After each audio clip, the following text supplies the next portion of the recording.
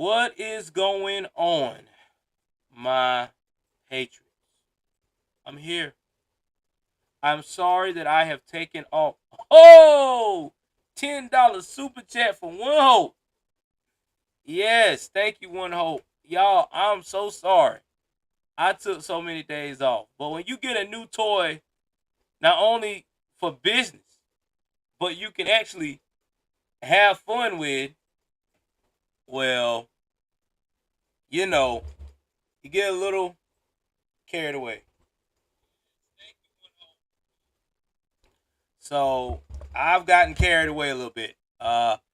We got dual screens now, so that way I could be able to look at what I'm talking about and show you what's going on.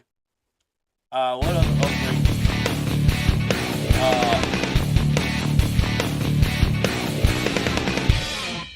Man, we did some major upgrades. Man, we did that. We got the 4K camera, which I finally got to use to my advantage. We also have been on the grind promoting more of my other channels. I'm on Odyssey too. I'm also on Rumble, and I know a lot of people been asking me when I'm gonna go to the other channel that my boy ABL be uploading to. I forgot the name of that platform, but it's a free speech platform too. But I'm going to upload back to that too. So that's why I've been out, man. I kind of took a mini vacation of having fun with my kids and this new computer. Everybody likes it, so it should last me a long time. But I will probably upgrade as soon as we start expanding more. I talked to my wife, and that's what we're going to be doing. All right, so enough about me. I hope everybody is having a good new year in 2023. It seems like 2023 is going to be one of those bizarre years where we're going to find out people are, what's happening to people is unreal. You know what I mean? Uh, but, that's part of life, right? There's always that weird year where you got crazy things going on that can't be explained. And one of the craziest things that is going on we need to talk about on this channel today is what's going on in politics for the future, and that is with Kevin McCarthy being Speaker of the House. I'm going to break down all the reports of how we arrived. It took 12 damn rounds to vote one man in. Crazy. We also going to discuss where a lot of people are saying that it made us look weak, but I beg to differ.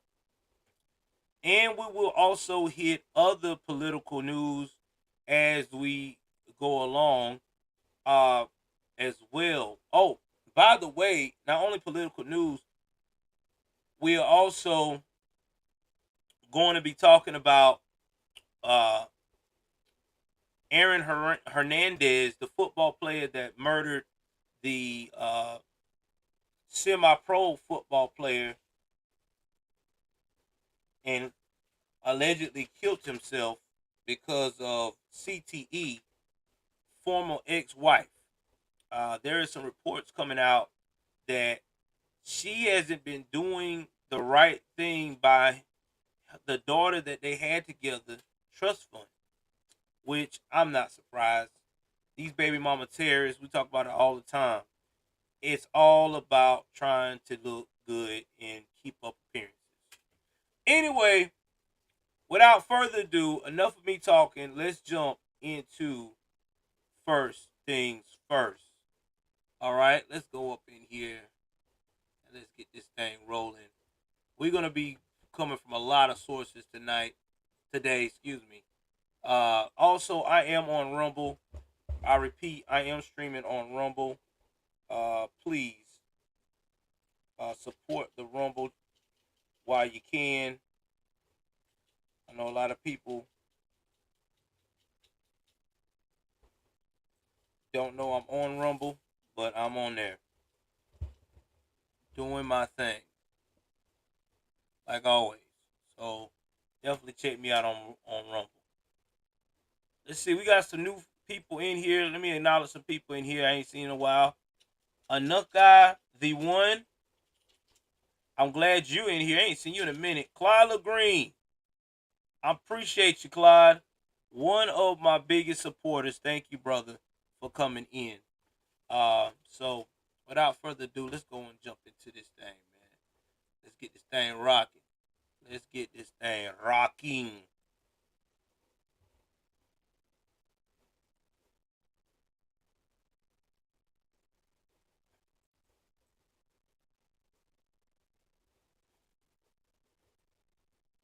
All right, I'm here. I didn't go anywhere. All right, let's talk about old Kevin McCarthy. So Kevin McCarthy is elected Speaker of the House, House Speaker in 15th floor vote after days of high drama. Now he is elected to the 118th Congress to be sworn.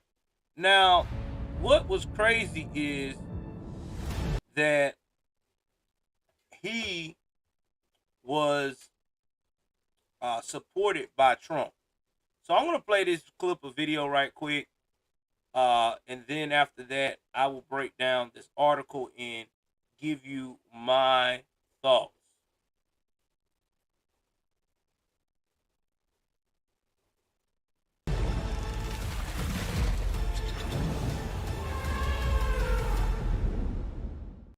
Pinky.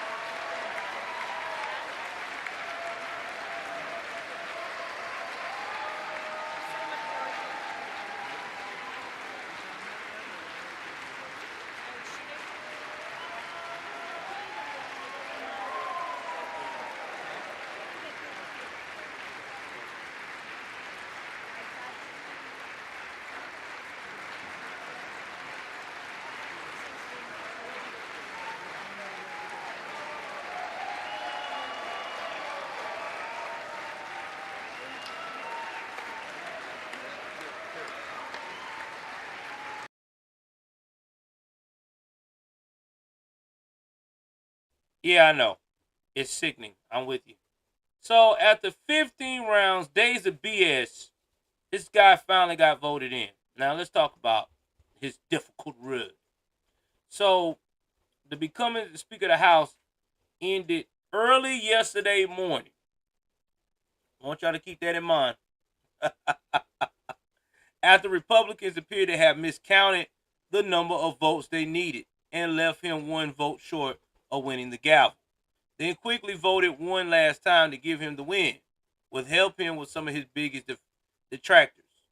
The 15th and final vote for Speaker of the House gave McCarthy 216 votes, a bare majority that was lower than the normal 218 votes needed because of all six of his remaining GOP opponents relented and voted present. Representative-elect Andy Biggs of Arizona, Lauren Boebert of Colorado, Elijah Crane of Arizona, Matt Gaetz of Florida, Bob Good of Virginia, and Matt Rosendale of Montana voted present in the final round. In the end, no Republican voted against McCarthy, which was the closest thing to a GOP unity even all seen all this week. So let's talk about why they gave this man such a hard time.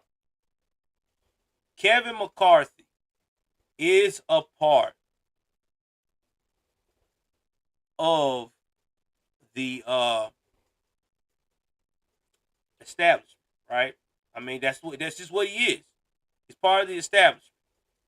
I mean, he's been rocking with McConnell for years, and he's a good earner, as they say in the mob and stuff. He's a good earner. He is. He's a good earner. The guy know how to get a lot of donations. He know how to get a lot of donations. A lot of lobbyists to support him. So that's why these bigger politicians, including Trump, are trying to get him to be Speaker of the House because he know how to bring in that money to support their campaigns. Okay, so let's keep that straight. Now, being a part of the establishment, you also gotta be good at being able to go along and get along game. That's right. That's the game that as soon as shit hits the fan and they got to stand up for America, they're going to take the easy way out. Now, do I say that this is right? No. I would never say this is the right thing to do. But I know that how these jokers are. We know that's how they are. The sad part of this, and don't get me wrong, the sad part of this is that I'm hearing a lot of our conservatives. What's up, Maurice? My brother. Bring some of your crew over in here, man, so we can talk this thing out. Cause I'm probably gonna do call-ins too. A lot of our conservative brethren are saying, "Well, we looked at weak taking this long to vote him in." No, we did not. For the first time ever, we have actually made a politician hold his feet to the fire. We're not going to vote you in unless you are going to agree to these terms. And we want it on paper. We want it in a contract. We want it to be to the point that whenever you don't do these things and we vote your behind out, you have no one to blame but yourself. That's what we've been needing to do. No one has never done that in the history of politics because we have new blood in the Congress. We don't have these we don't have these what I call this, the old school lobby kissing ass, I want to be heard, hold my hand, I do whatever you say to get power. Guys are not in Congress like they used to be. This is a new breed of people. This is a new breed of leadership, and they don't know how to handle it. You can't buy these guys like you used to. These people are about one thing and one thing only, and that's the American people. And once they starting to see that, they don't know how to handle it. Now, the people that did not vote all the way for him, that just marked president, they better be careful because they may have a target on their back.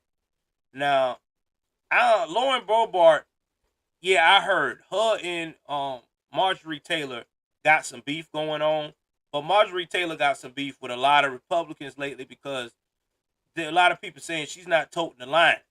But I digress. I'll get into that more later on into the topic of the show. Now, McCarthy had this statement to say after winning. I hope one thing is clear after this week. I would never give up. McCarthy said after the victorious vote, I would never give up on you, the American people, and I would never give up on keeping our commitment to America. Our nation is worth fighting for. Now, I hope you know that when you make these type of comments, when you make this type of commitment, that people are going to be watching you. All right, this ain't gonna be no, I do what I want to do, and everything's gonna be peaches and cream. People are gonna watch this. People are going to want to see: are you going to live by the statement that you say you living by?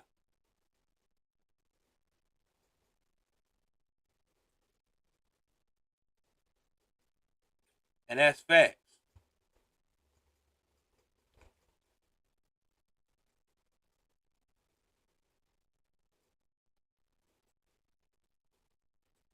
That is facts. All right, so my screen ain't coming up. looking at that. All right. So if you're on my Rumble page, I may have to upload that because for some reason it's not coming up. So I may have to uh re-download this and upload it. But we'll figure it out. One way or the other, we'll figure it out. Now, taking the anti-McCarthy votes off the table capped a week in which McCarthy was able to chip away at the 20 Republicans who opposed him, thanks in a large part of the negotiations that would dramatically reshape the way the House is run.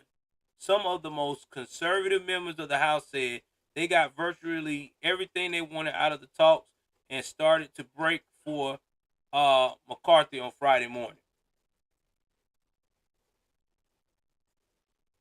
Yeah, they did, Atomic. They made a point, but you got a lot of people saying, "I think it make us look weak." No, it don't make us look weak. How did this make us look weak? We basically did the opposite of what the Democratic Party. See, the Democratic Party, when they do their Speaker of the House, they already know who's the most corrupt. They going with the guy that's not gonna never ever complain about corruption. They gonna lace their pockets, and they doing the same thing they doing. We, on the other hand, changed the game. That's right. They got him.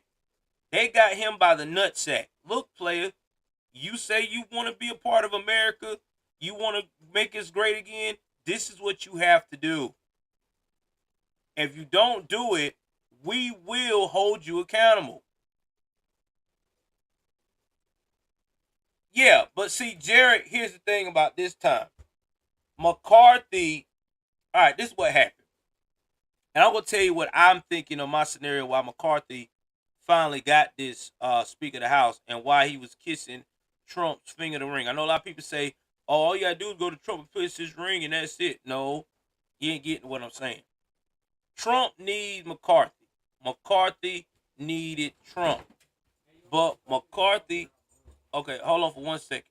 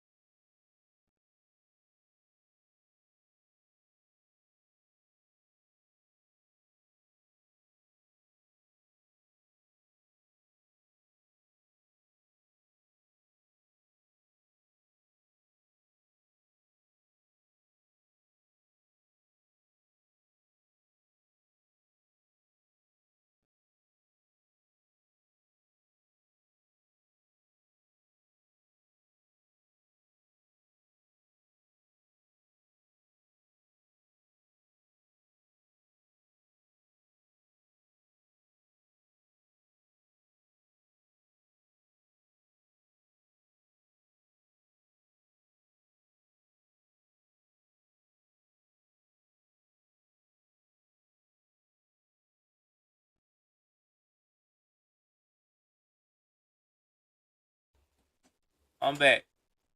So that's what it was. I mean, they knew he needed them as much as they needed his financial support. So what Trump did was like, okay, I don't let you be, I don't support you be Speaker of the House, but it ain't gonna be easy because there's gonna be some people that's gonna make hold you to the fire, and that's what Matt Gaetz and them did.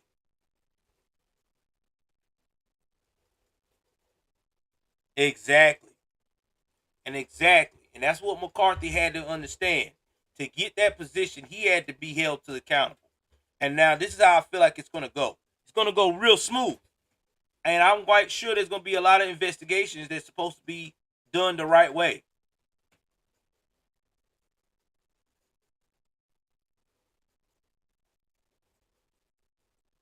Yeah, exactly, Atomic. That's why I'm telling y'all. Everybody, at first I thought that Trump was playing the whole establishment game and being corrupt, but now I done sat back and I done put it together. Trump is coming up with a game plan he's playing long term. He's playing long ball now. That's why he's dishing himself from craziness.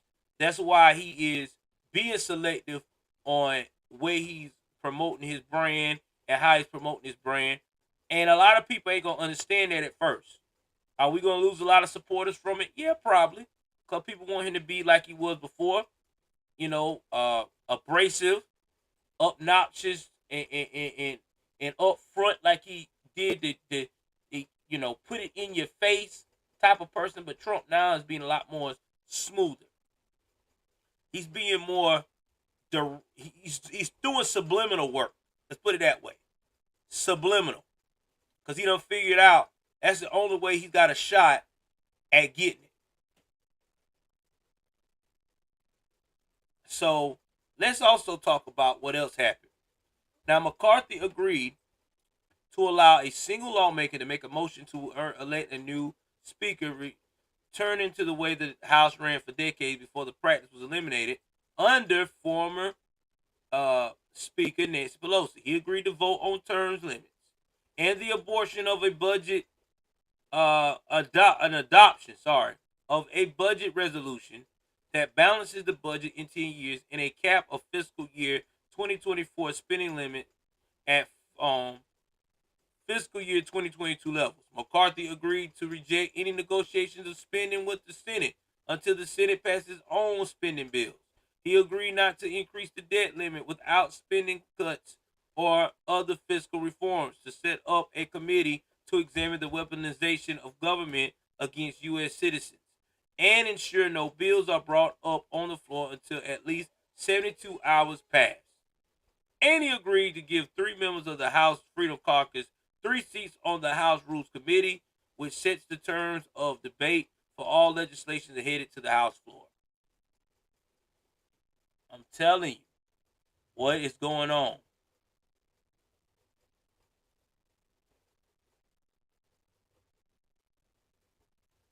I didn't know that enough, guys. See, they don't talk about that. They'll swear out that Trump was all for him acting like that. I knew Trump wasn't for that. So Republicans who were holding back their votes until the deal was done praised it as a series of challenges that will beat back the excessive spending and regulation that have defined the first 2 years of the Biden administration.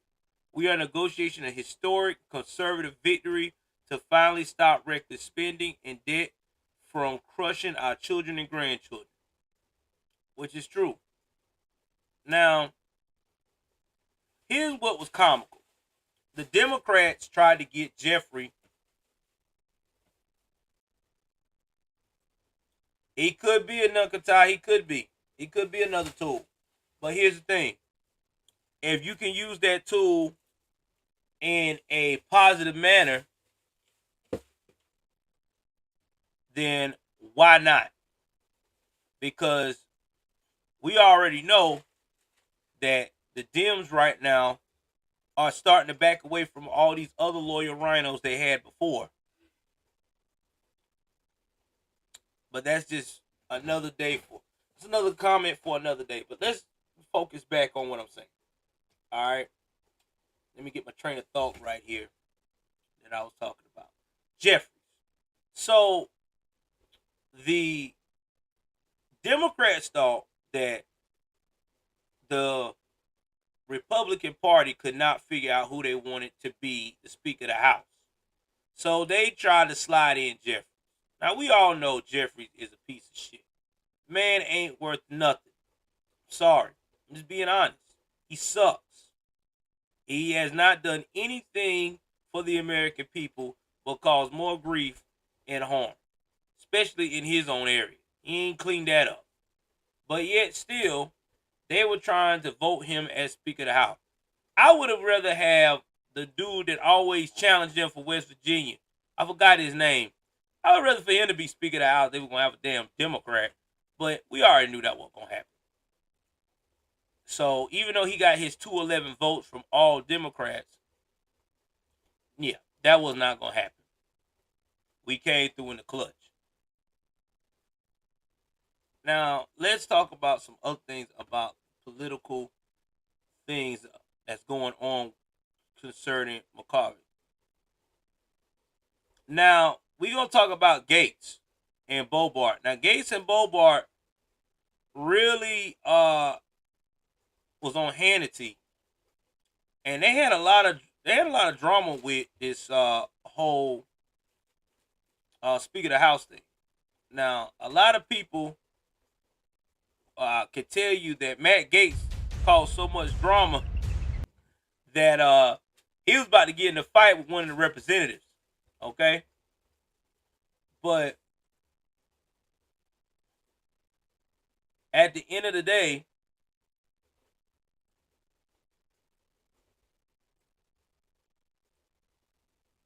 he had a point to make. Now, Lauren Bobart is also part of the MAGA clique, and Matt Gaetz especially is a part of the MAGA clique. He's from Florida, and y'all know how the people in Florida is. I mean, damn, you got Democrats being conservatives now. That's just how crazy it is in Florida. So I'm about to play this clip, and while this clip is playing, I'm about to get me a drink right quick and let y'all hear that from Hannity. And I'll break down some of this clip in between. If you want to see it in its entirety, all you got to do is go to the Fox News webpage, and you will be able to see it. So let's go and play this clip.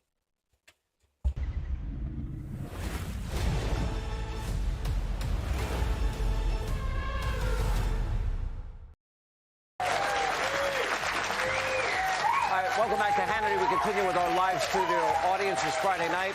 Now it's time for the Hannity Hot Seat, and we are joined by two of the 6 House members, those that have been against Kevin McCarthy in every vote to date. Now the question tonight is, will their opposition continue in the next vote, which is likely in less than an hour? And joining us now, Colorado Congresswoman Lauren Boebert and Florida Congressman Matt Gaetz. Good to see you both. I've been in contact with you both this week. Matt yelled at me once or twice. By the way, Laura, Congresswoman, can we settle something? We had a passionate debate this week. We did. Hey, now, Sean, I welcome you to get passionate like that all the time because LaurenForFreedom.com blew up that night. I hope I raised a lot of money for your next campaign, or helped you raise money. But I said to you during that debate, it's interesting how people perceive things. I said, there's probably very little we disagree on. And where I was frustrated was, well, you didn't answer the question. And I have a pet peeve about that. But it's not, I've never been opposed to you. And I said on the air the next day, I said, no, we were texting after the debate. And I said, no, we're friends. We just had a disagreement in terms of whether or not the agenda items were in cement. I thought they were. Did you perceive it the same way? Sean, I thought it was a very exhilarating debate that we had. And usually I'm one of the 20 people who are opposing something and you are cheering on. So, we just were on a different side on this issue. And then, of course, there were others on the show like Trey Gowdy that said that we were on there just for personal gain and holding out for that. And nothing could be further from the truth. Myself, Matt Gaetz, and every single one of the 20 conservatives that demanded these changes did so for the good of the country, full stop. Where are you tonight on Kevin McCarthy? Well, I believe that when this is all over, everyone from the Speaker's office to my more moderate colleagues, even friends and allies that I've exchanged some tough words with, like yourself, we will work together to deliver historic fundamental changes in D.C. We will have conservative solutions on important issues facing the American people.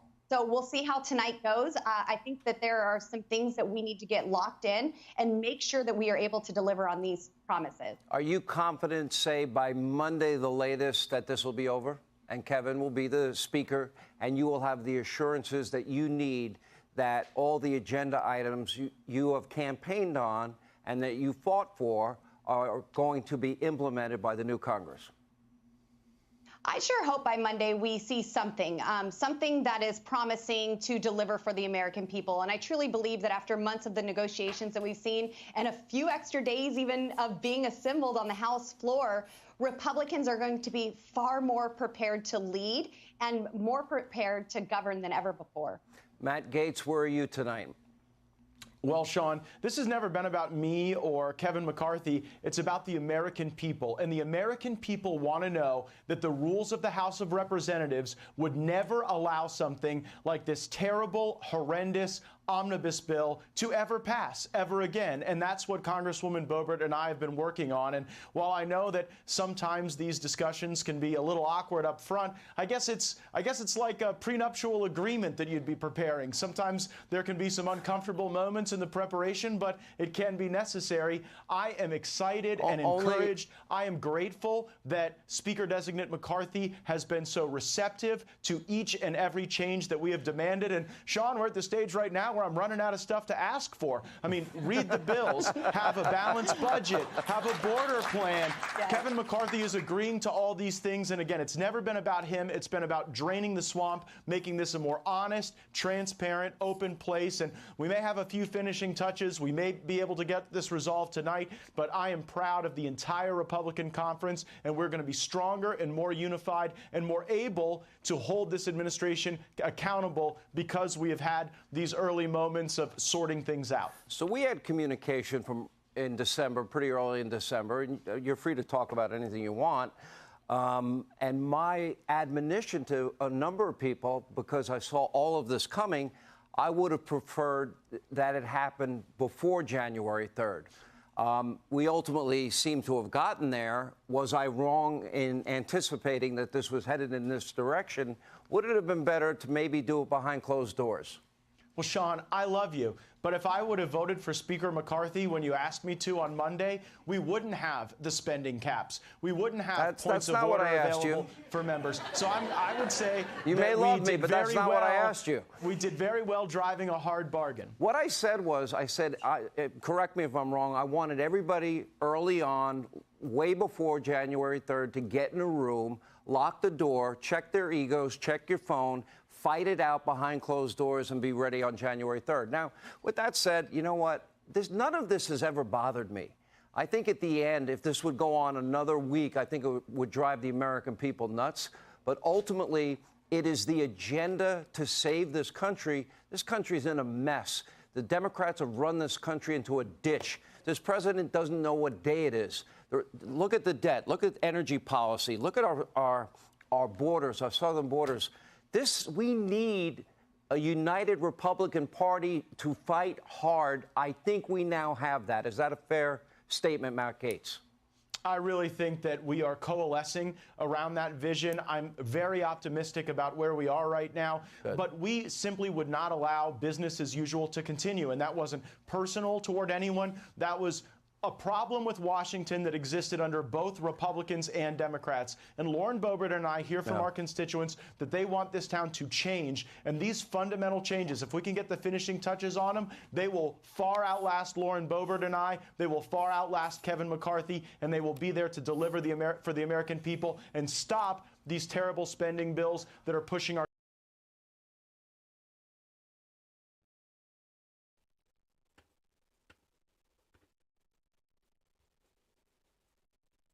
All right, I'm back. So, y'all saw that, y'all heard that. This right here says a lot. Now I know a lot of people not a fan of Hannity. Hannity say some things I like, but most of the time I always rock with my boy Tucker. Always been a Tucker fan. I always felt like Hannity has always been scripted, but that's just my personal opinion. But that's just how it usually is with Hannity. But you could tell that these folks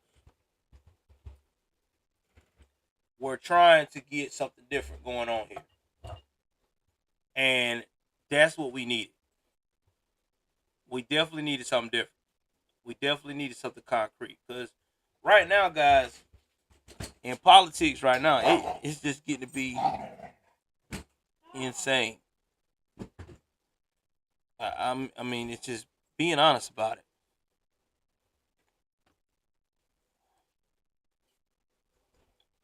All right, let's see what else we got here.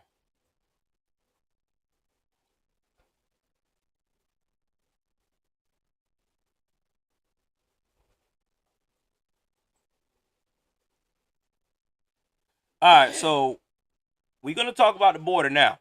Like I said, after we do this, We're going to get into some more in about, I would say, another 30 minutes. We're going to do call-ins. So please stand by. I will make sure that the number is posted on the screen so that way you guys can be able to call the number.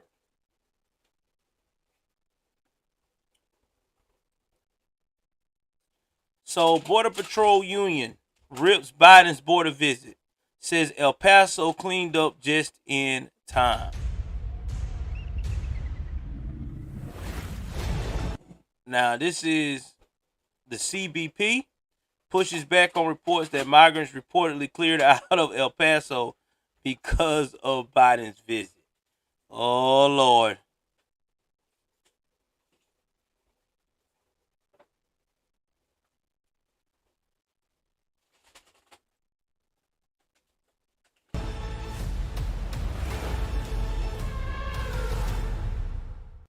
All right, thank you. And Will, over to you in El Paso, where you have some guests with you that are going to help explain what life is really like there in El Paso right now.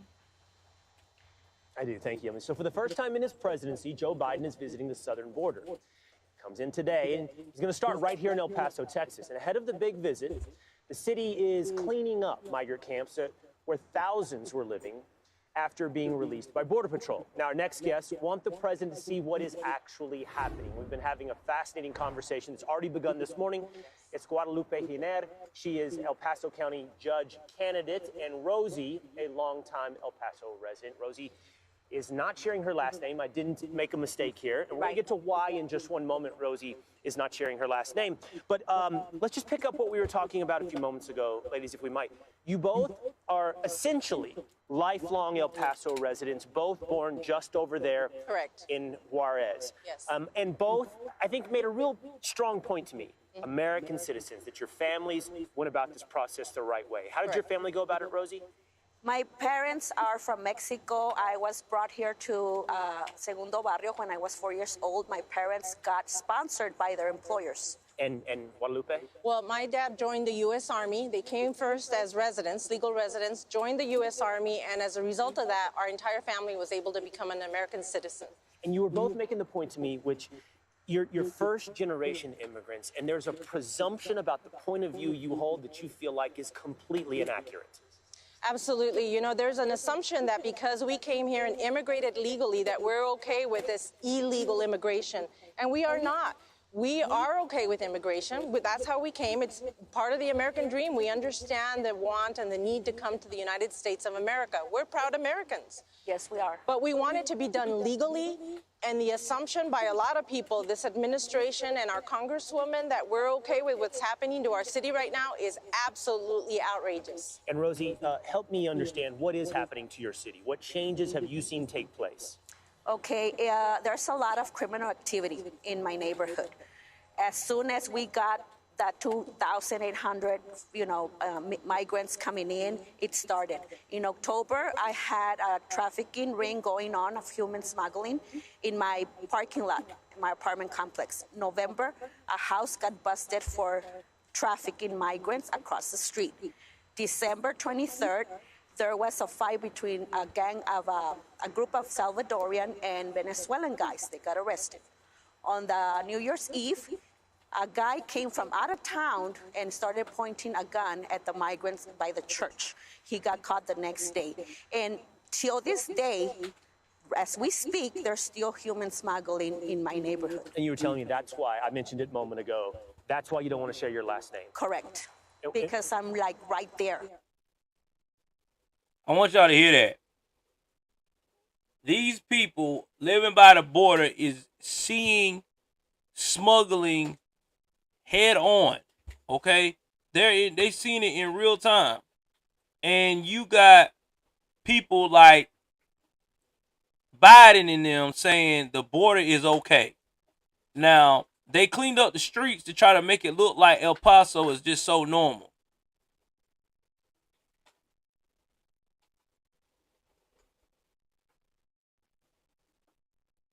And this is what Border Patrol Union said on Twitter. They said El Paso being cleaned up as if nothing unusual ever happened there. Just in time for Biden's visit to the border. We suggest just landing in Des Moines, Iowa, and telling him it's El Paso. He'll never know the difference. Damn, you know that's sad when your border patrol is joking on you as a president, man.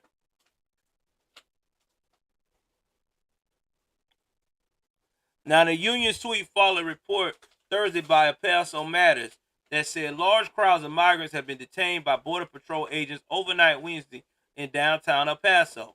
Subsequent reports by El Paso Matters and the New York Post said Border Patrol and local police had ramped up patrol and detentions in El Paso ahead of Biden's visit. So this is what's going to happen, y'all, before I get any further. So when Biden visits, do his old, oh my God, I'm here now, guys. Shit, where's my pudding pop and all this bullshit. As soon as he leaves, they're going to release these people right into the U.S. Either bust them somewhere to New York or whatever, or have them making home in El Paso. You can't make this shit up, man. Now, a video posted by NBC News showed Border Patrol agents patrolling outside a migrant shelter at Sacred Heart Church, where hundreds of migrants have been sleeping outside. The Post reported that 6 buses loaded with mostly Venezuelan migrants left El Paso en route to Ciudad Juarez, Mexico, Saturday. A Border Patrol agent told the outlet that 200 migrants were sent back to Mexico on Saturday alone. El Paso clears downtown of expansion migrant camps ahead of Biden visit. Tweet Mayor Mayra Flores, a Republican out of Texas. Why not show him what our border community and law enforcement officials are dealing with on a daily basis? Y'all know why.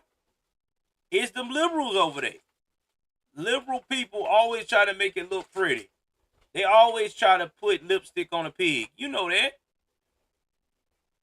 Biden, who's visiting the border for the first time in 2 years in office Sunday afternoon, is expected to meet with elected officials and community leaders while assessing operations at the border, according to the White House.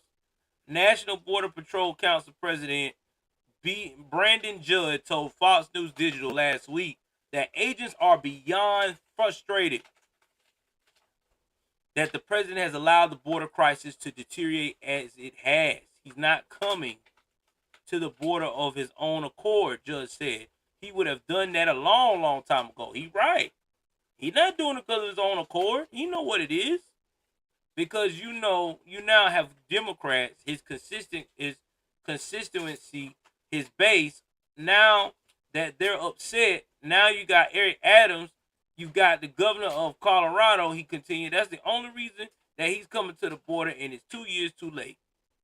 And what's comical is he gonna go to the border. He gonna see how clean up it is. He gonna go back to them and say, "I don't know what y'all complaining about." You know what I'm saying? The border is secured. My wife even said, "Yeah, all that shit."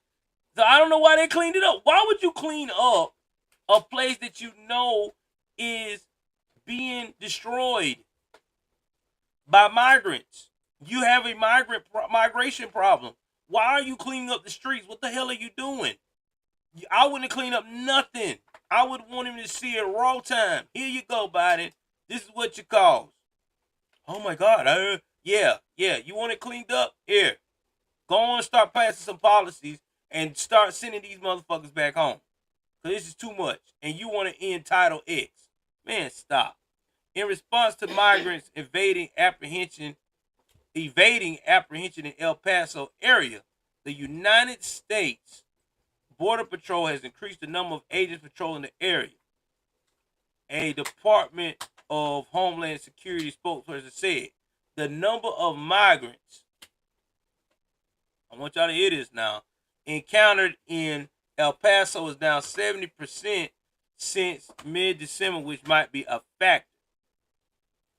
A CBP spokesperson told Fox News Digital that the reports tying the detentions in El Paso to the president's visits are false, and that Border Patrol was conducting increased patrols before the president announced his visit to El Paso.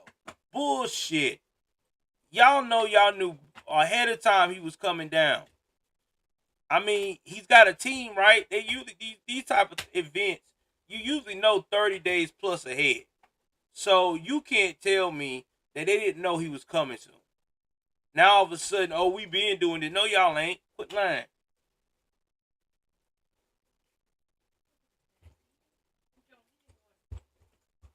All right, hold on, y'all. Give me one moment. I gotta give the doggy the water. Hold on.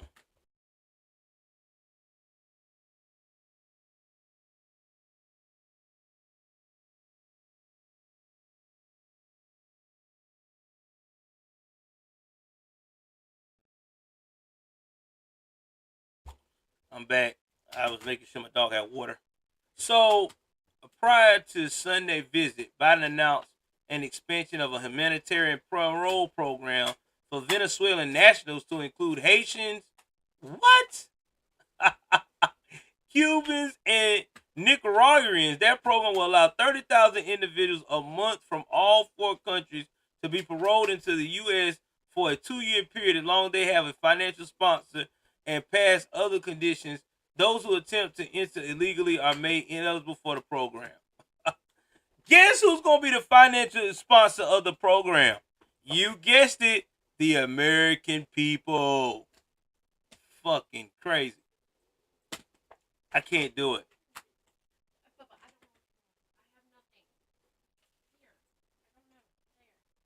I can't. This is sad, guys. You can't make this shit up, man. You cannot make this guy up. This shit is crazy.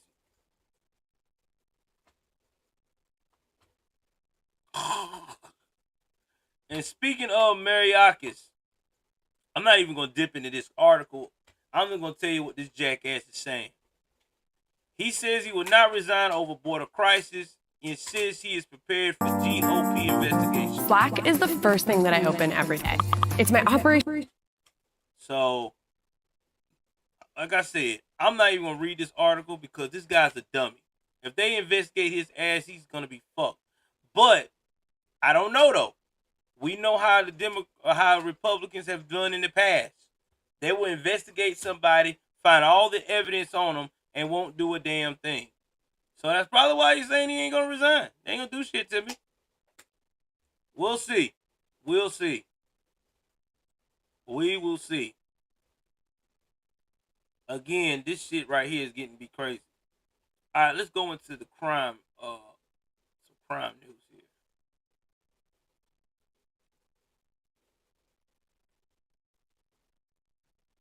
All right, we're gonna talk about this guy, Brian Kohlberger case. Now, surviving roommate was scared to death after encounter with suspect. Attorney says one of 2 roommates who survived the University of Idaho homicide apparently saw the suspect in her home November the 13th. Now, if you don't know who Brian Kohlberger is, he is the guy that is allegedly killed the 4 college students in Idaho. Okay? This guy is a fucking nut job. I'm just going to tell you like it is. There's been reports saying that this guy is a straight vegetarian. He was so much of a vegetarian that he made his parents get rid of any pots and pans that ever touch raw meat. That's right. I'm gonna blow all this up. I'm gonna give y'all all the facts of this Brian Kohlberger.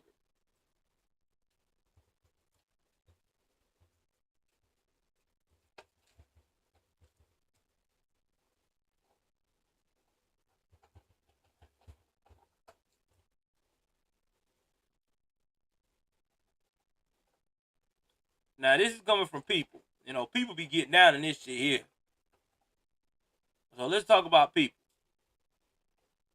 I won't go on this one. I ain't gonna go on the Fox one. Now, it took 7 weeks after the slaying for us to find this dude, right? Now, he was 28. He was charged with 4 counts and 1 count of felony burglary. He appeared in a Pennsylvania courtroom on January the 3rd. He waived his extradition to Idaho. He agreed to return to the state to face the charges against him. Then he was transported back to Idaho on January the 4th. Now, the victims involved in this case rest in peace to the following. Last name, Goncalves, 21, Mogan, 21, Kermado, 20, and Chapin, 20. They were stabbed to death in an off-campus rental home in Moscow, Idaho. Now, on November 13th, Ethan was not arrested in the home, but was staying overnight with girlfriend Kermado. 2 more roommates at the 1122 King Road residence, Dylan Mortensen and Bethany Funk, were home and unarmed. Early in the investigation, the surviving roommates were ruled out as suspects. While it was initially believed that Mortensen and Funk both slept through the attack, the probable cause affidavit, which was released on January 5th after Kohlberg returned to Idaho, revealed that one of the surviving roommates said they saw the killer. The roommate described a figure clad in black clothing and a mask, who walked past her as he left the crime scene, and she heard crying on the night of the killings. The affidavit also alleged that Kohlberger was linked to the crime scene from DNA and cell phone pings. Now let's talk about the DNA and how they was able to catch him on that before I break down more of what people found out. They broke down this dude's DNA and caught him through that genealogy. Guys, I done told y'all, you need to understand something.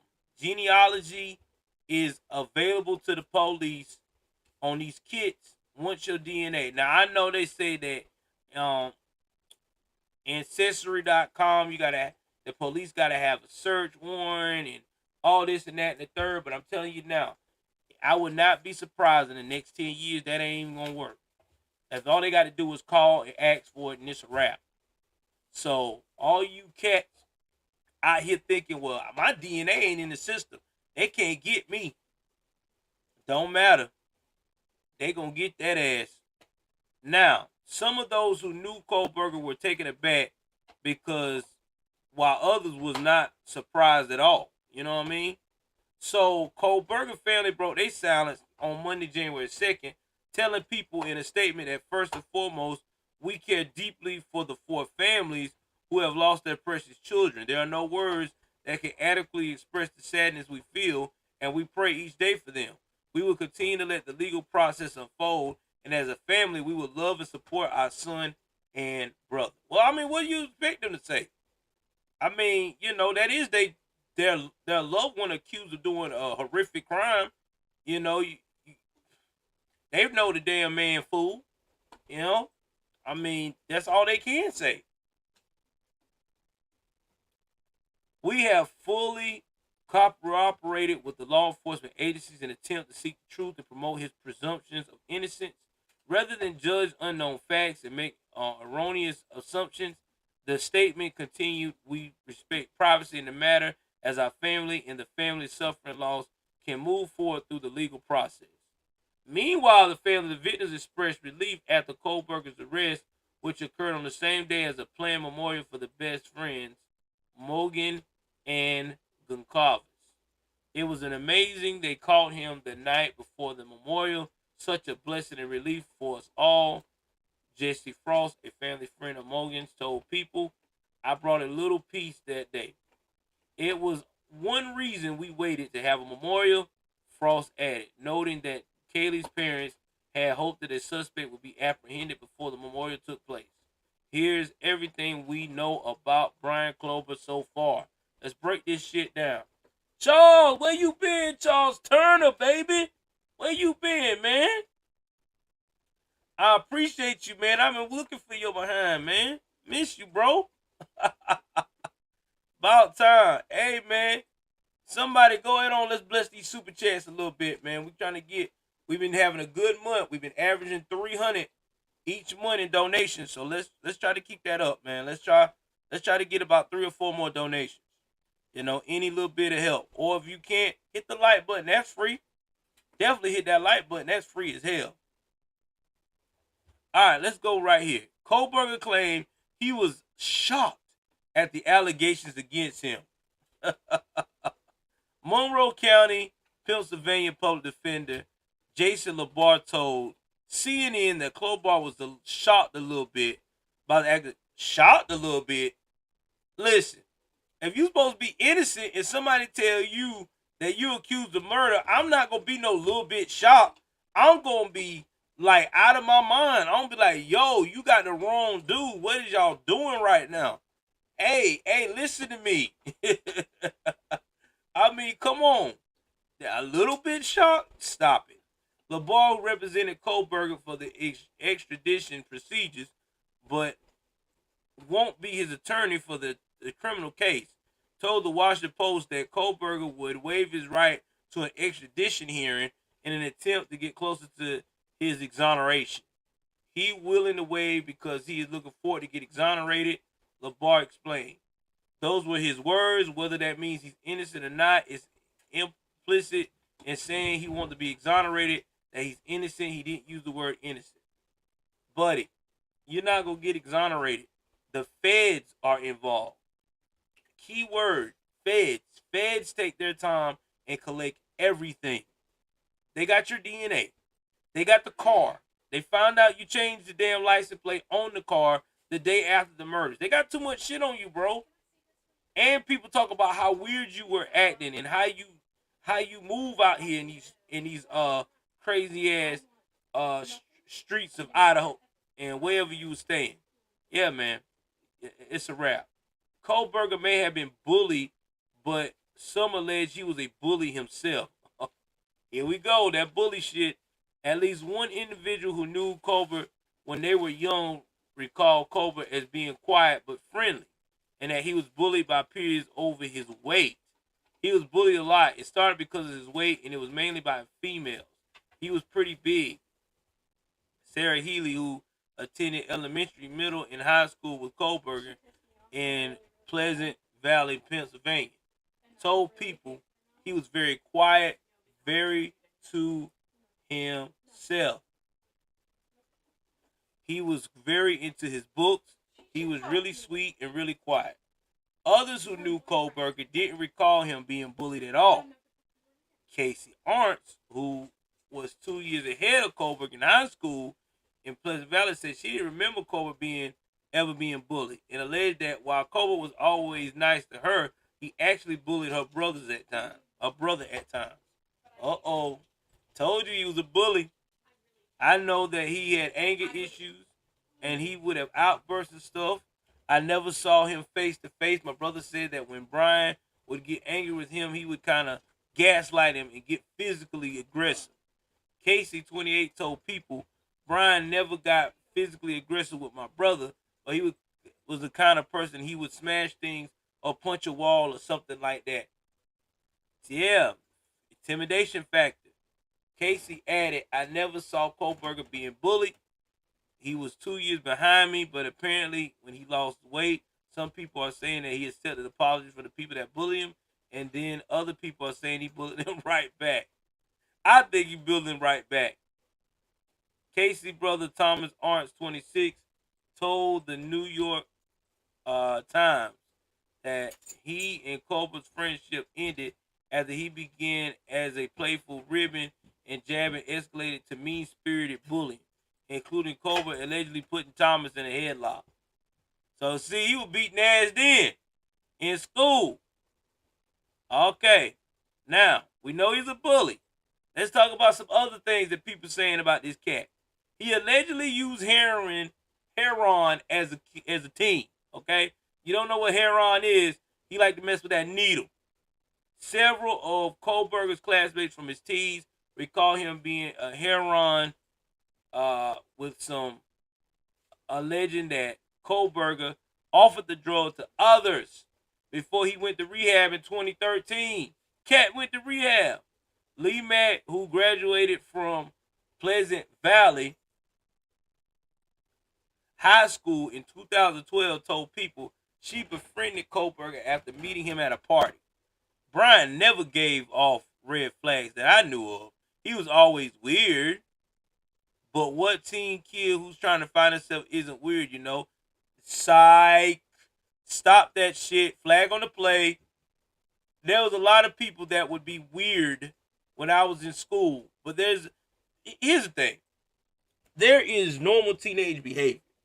Like, if you're the type of person, you're a nerd, you like, video games, you like, I don't know, Dungeons and Dragons, stuff like that, or, you're not a sports person, you're a computer person, whatever you're into, stocks, whatever, that's not weird. I mean, that's considered to me when I was in school kind of weird behavior, but no red flags.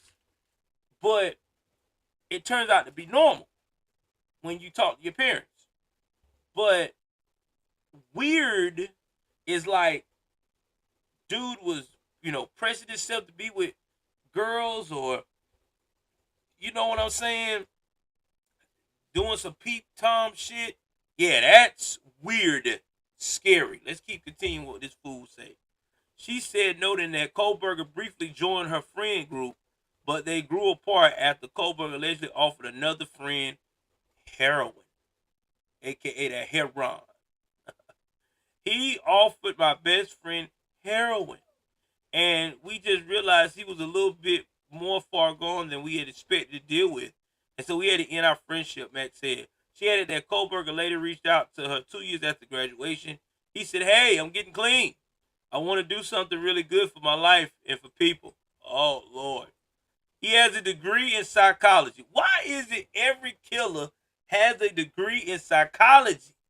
Allegedly killer. Excuse me. Kohlberger earned a bachelor's degree in psychology at a local community college near his Eastern Pennsylvania hometown. Pause. Always a community college these fools get that degree from. He is super curious. Probably the most curious person who you'll ever meet. Guaranteed. And this is from Jack Bayless, who made friends with him. Said he was really into psychology, how people thought and whatnot. He always been really into that kind of stuff. Serial killer, baby. If you're like, why do people do like this? Why do men blah, blah, blah? Or why do women blah, blah, blah? He'll get all into those kinds of things and wondering differences between just how different people think and all that, Bayless added. Reconciling the idea that his childhood friend is accused of killing 4 young adults hasn't been easy. Bayless, who last saw Kohlberger in 2021 when they shot airsoft guns together, explained. He's always been nice to me, always friendly to me, never seemed like a bad guy, Bayless said. I hope he's innocent. I hope it was someone else, because he don't want your friend to have been a murderer. It's not fun. You think? I wouldn't either. He received a master's degree in criminal justice from DeSales University. This is what's the icing on the cake. This dude he got a master's degree in criminology. All right, criminal justice.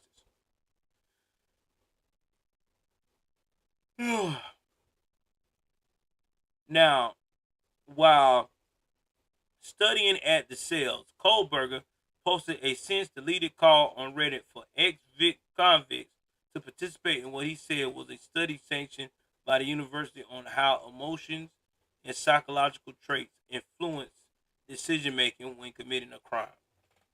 One of his classmates at DeSales, Brittany Slavin, told the New York Times that Kohlberger seemed rather interested in serial killers and developing theories on what happened at the crime. Now, I want y'all to think about that now. Based on photos presented in the class, but that was his behavior. He didn't raise any red flags at the time. It sounded like red flags to me. Now, he was interested in criminal justice high school. You tell me what's good. A local bar. Now, this is what we talked about on my channel. He was going on a local bar.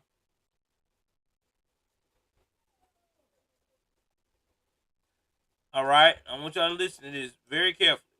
He was going to a local bar, and when women would brush off his advances, he would get fucking pissed. And they warned people about him at the bar. Like, yo, when this dude, come around you, whatever, be careful. Because, he ain't wrapped too tight. Then he was getting a PhD at the Washington State University, which is not too far from the Idaho murder.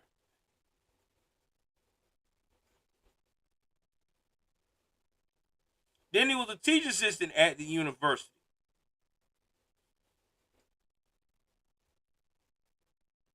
She didn't see him very often.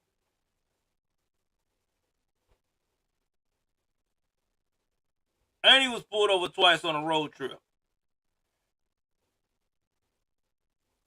And his DNA was found on the sheath of a knife. So there you have it. Now let's talk about his vegetarian. Let me see here.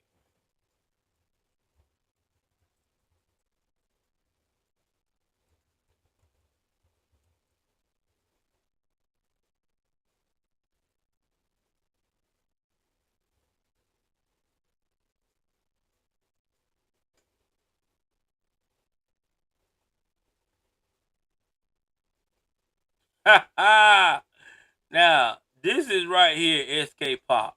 This is the one I was talking about. Not going to buy new pots. Idaho jail will allegedly accommodate vegan diet for Brian Kohlberger. Now, this is what he was talking about. Days after Kohlberger's arrest, his eating habits has become a trending topic of discussion among netizens and media outlets. It was previously revealed by a former member of the Kohlberger family that the accused killer was above and beyond being vegan. Look at this fool. He looked crazy. Looked like he had a broke nose before. Kohlberger's alleged dietary choices have raised some questions, including whether the prisons would acknowledge and be accommodating towards his choices. Latter County Sheriff Richard Skills reportedly told News Nation that the Latter County Jail are going to accommodate on Kohlberger's needs to some extent, but they have no plans of buying new kitchen utensils specifically for him.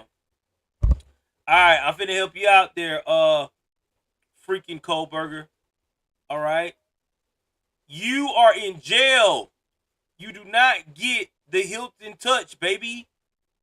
They are going to give you what the fuck they want to give you. They don't give a damn if you're vegan. Better tell your mom and them put some money on them books. Get you some vegetable, whatever. Brian Kohlberger's former family member had exclusively told the Post that she found his dietary restrictions very, very weird.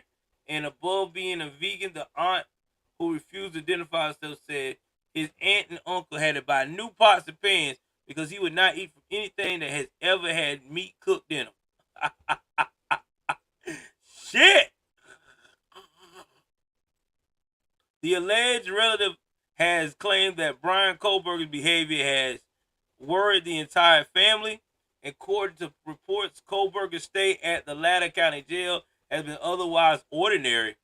Netizens have been wondering how Kohlberger could kill 4 college students so brutally while being a vegan. Similarly, discussions have taken place on why he left Kaylee Gavicul's dog alive and if it had anything to do with his dietary choices.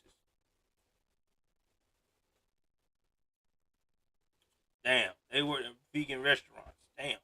Following his extradition from Pennsylvania, Brian Kohlberger was made, well, we talked about he made the appearance.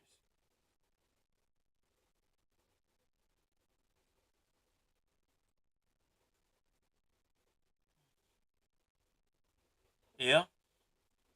Then the parents support the death penalty.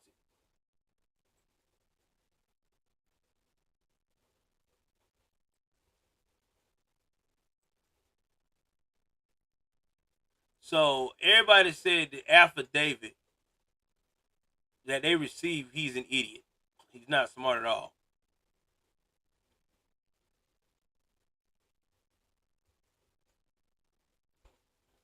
So let's see what the probable cause affidavit. Let's see if I can read it.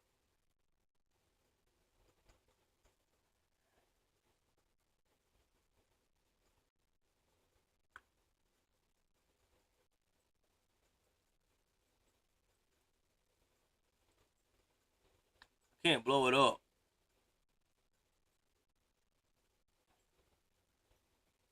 But yeah, this guy's crazy. All right, enough of that. We're about to do call-ins. I'm about to give everybody a shot to call in. Let me put the number posted on the screen right quick. 1 second here.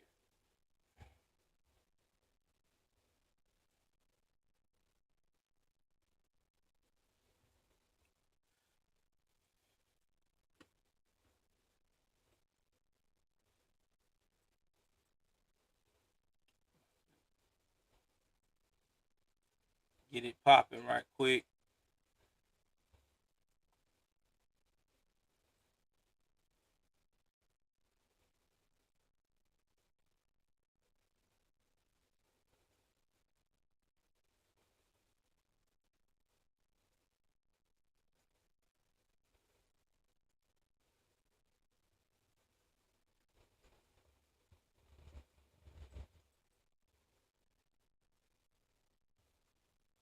Yeah.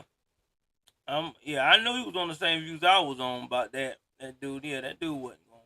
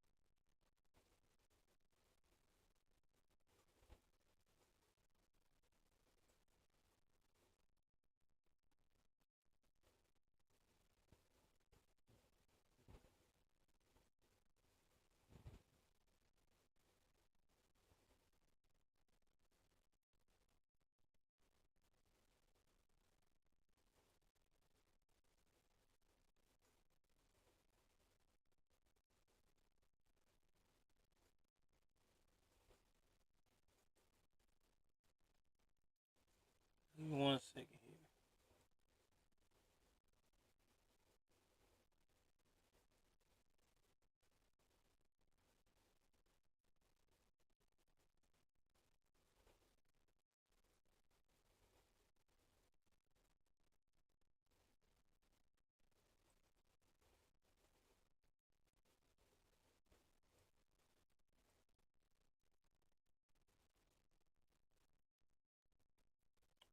All right, y'all, hold on. Let me go get my number set up here.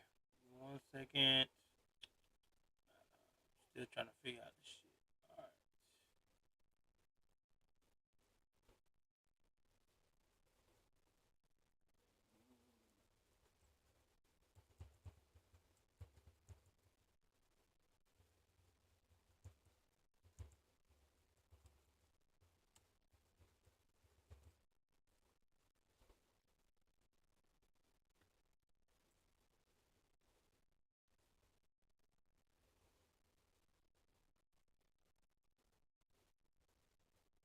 All right, hold on, y'all. Let me get this.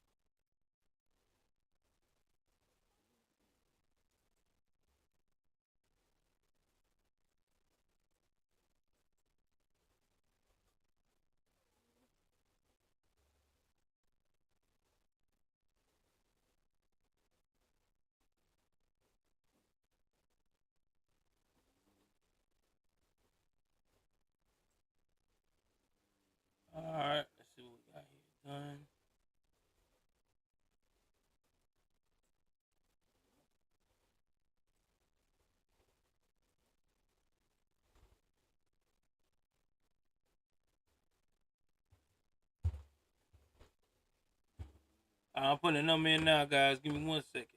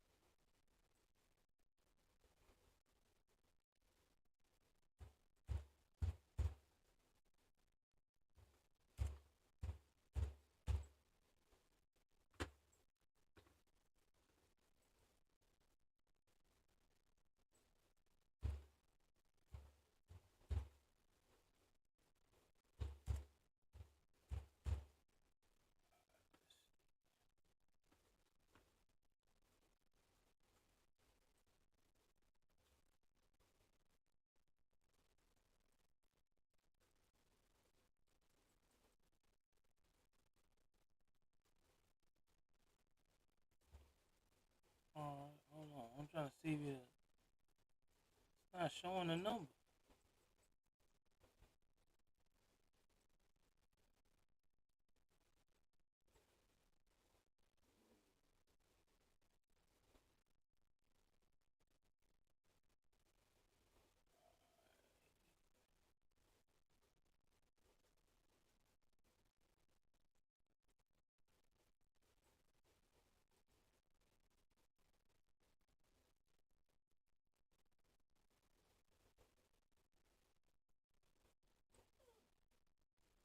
All right, y'all, hold on.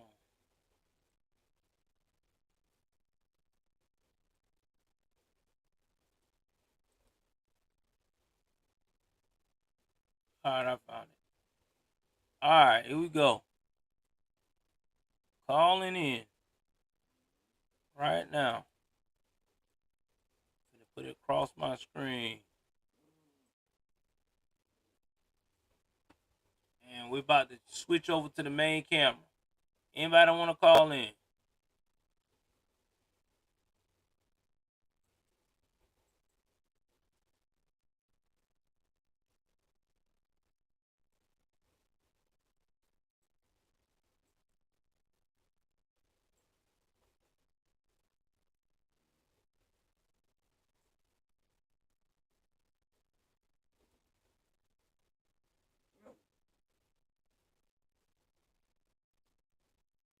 I'm gonna change the color of this one.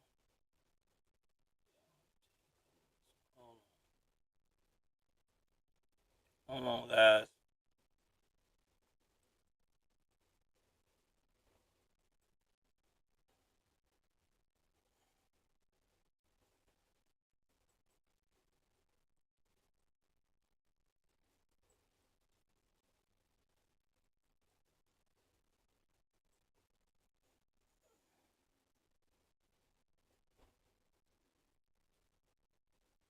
All right, call on in. Waiting on y'all guys. Anybody that want to talk? Anything you want to talk about that we just went over? Paul McCarthy. I mean, not Paul. Kevin McCarthy. What the other Republicans have talked about the border crisis, or about Brian Kohlberger, the killer. You know, giving y'all a chance now to talk it out.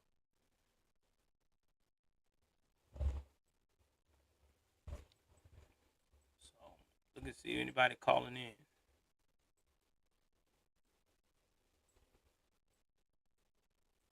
If not, we'll do a stream tonight where we'll be talking about what's going on with the latest criminal element.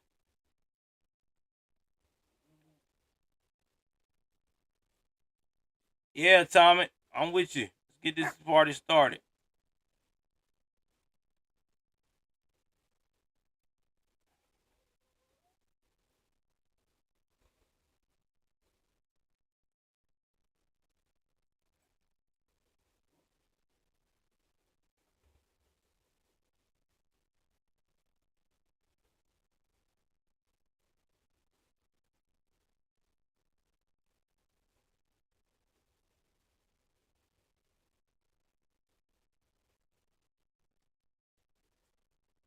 Waiting. All right, we got 10 views. I'm waiting on somebody to call in, man. I'm waiting on y'all. Yeah, I'm going live tonight.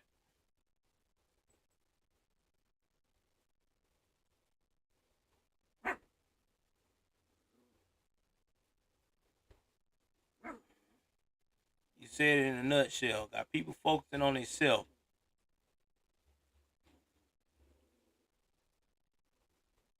All right, we got a call in coming in.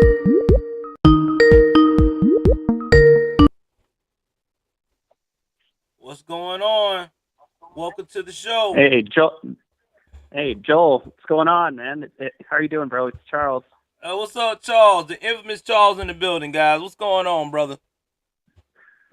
Yeah, not much, man. Yeah, sorry, it's a little bit late to the party there, but yeah, look for you after ABL Live last night, but then aren't you also you're also doing some more daytime and morning live streams now it seems, right?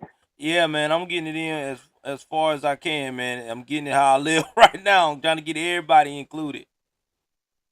Oh yeah, no, definitely. That's what's up. Yeah, no, about though regarding the murders there at Idaho. I mean, crazy that this guy was caught all the way on the other side of the country in Pennsylvania. And I've heard a little bit about it locally where I'm at. I just moved. I think I mentioned to Twin Falls, Idaho, southern Idaho, and sure if you've seen the story and the University of Idaho, that's kind of the north central part of the state. So I've heard a few people talk about that as of late, but yeah, that's just nuts, man. That I mean, I think many people are just stunned and shaken that such a thing would happen. Because you get the University of Idaho and Washington State, Vandals and Cougars are not even 10 miles apart, and usually small towns where parents just sending their kids to school and that sort of thing just happening just like that. Yeah, and what I thought was crazy too was how this guy was able to do all this and nobody, what I'm saying, didn't know how to respond to what was going on with this dude. Right. Exactly. Yeah, it just seemed out of the blue. I mean, did anybody? I mean, could anybody anybody sense anything? I mean, any of his family members or friends, or did anybody mention any signs that that he that he would do anything like this? I mean, I've heard of no indication. Yeah. I mean, everybody is like trying to figure out what in the world caused this guy to snap. I mean, his family said that he never showed any signs. And what's crazy is that, and thank you, Atomic Tabasco, for the super chat. What's crazy is that this young man, has always been low key. Even at his apartment where he was staying at, the neighbors was like, we never hardly see the man. People were like, he was nice and he was this and that. But I'm telling you now, Charles, the dude gave me a Ted Bundy feel. You know what I'm saying? He's tall. He know how to articulate with people. So yeah, that's what kind of vibe he gives me. Wow. Yeah. No, that's an interesting point. Interesting point, Joel. Interesting point, bro. Yeah. No. ABL was saying something similar, and I've seen others like Ted Bundy or Jeffrey Dahmer, or these types of serial killers. Just nuts though. Yeah. So, and then as for Kevin McCarthy, I'm sure you heard all about the concessions that were made. For instance, like each individual House member has more power. For instance, about budgetary rules, about a speaker being removed. Have you heard of all of these? Yeah, I heard that that was a lot of the things he had to agree to get the Speaker of the House. Right. Yeah. No. Exactly.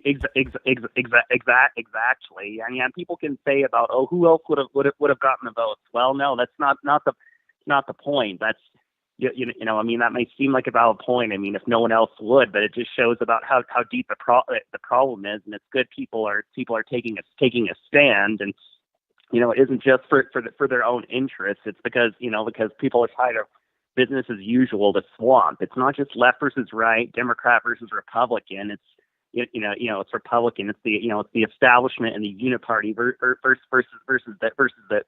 the people. And then got most of the folks on Fox News, some of whom I wouldn't have expected before to be speaking out against these people. I mean, Janine Pirro and Brian Kilmeade and others saying, what's wrong with these people and why are they being disruptive? I mean, Sean Insanity, as Dr. Steve calls him. I'm not surprised about Sean Insanity, but many of the others, it's like, wow, you guys just don't get it. It's not just, oh, a Republican cheer them on. You know what I mean by that? Yeah, I know what you mean. And you're right. It's not all about, trying to get a vote in and get it over with. Just because Donald J. Trump or someone say that this guy is the right guy to be our leader, we got to hold these guys accountable. You know what I'm saying? You got to give them a sense of, listen, you are now responsible for not only your political career, but you're responsible for doing what is right for the American people. This is what the American people voted you in for. And if you can't do it, we will find someone that will.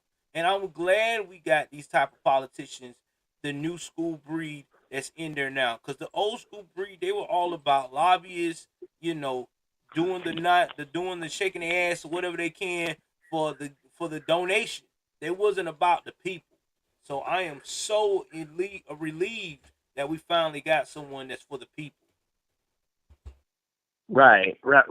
Yeah, no, because exactly, because for a long time, I mean, ever since Ronald Reagan was in office, and until Donald Trump announced his bid, I mean, it was mostly donor class. I mean, that the GOP didn't do a darn thing for years, as we know. I mean, tax cuts. I mean, nothing in terms of society and society and culture, not even engaging with that. And now we got many of these fighters like Boebert and Gates and others, people taking a stand and realizing, hey, look at where our society and culture is at, and taking a stand. And states like Florida and Tennessee, and where I'm at in Idaho, and other red states, and even red counties and blue states that are acting as cultural and political and legal firewalls against the woke madness coming out of DC.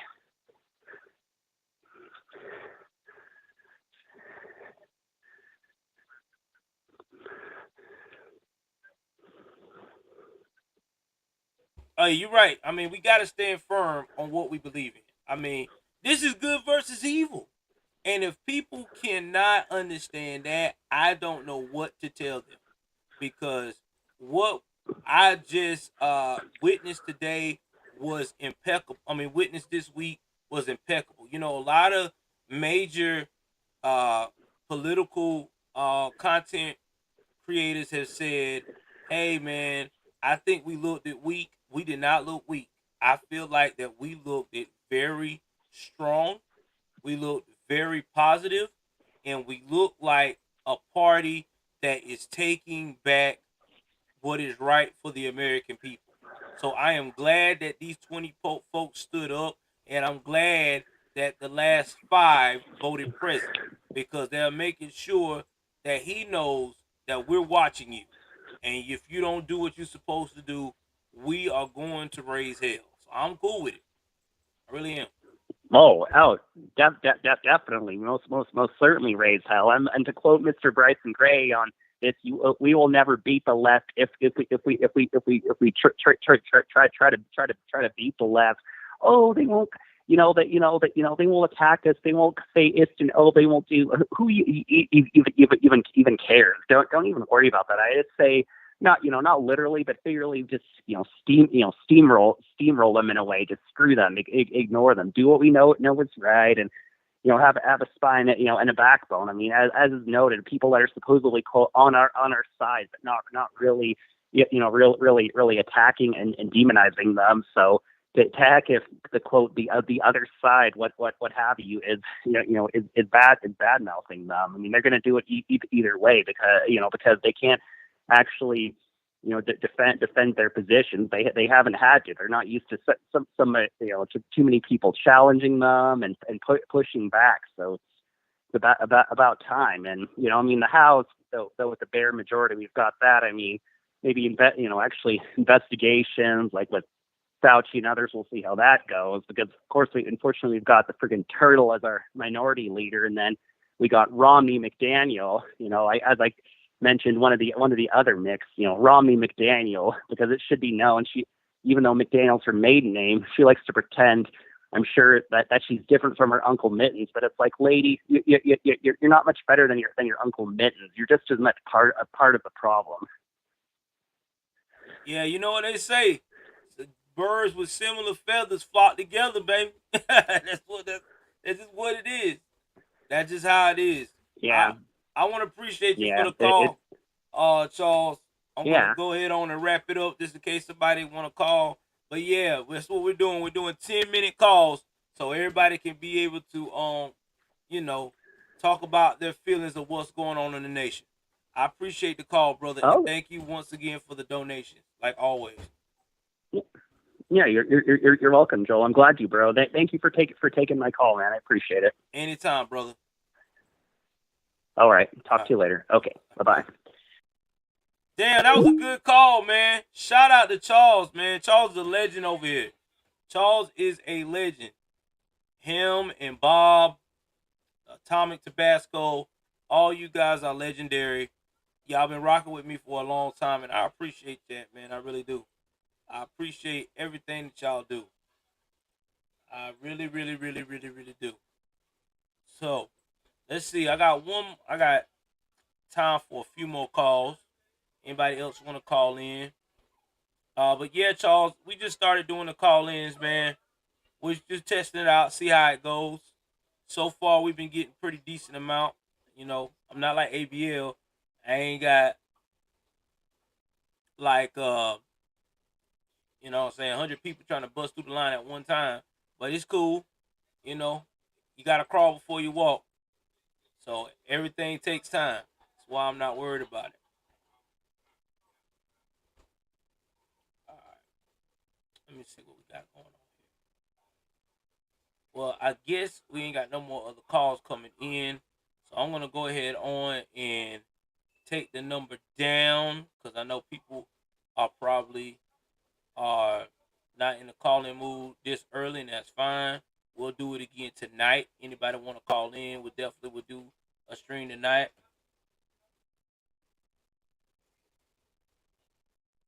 Yeah, it is. It's a good start.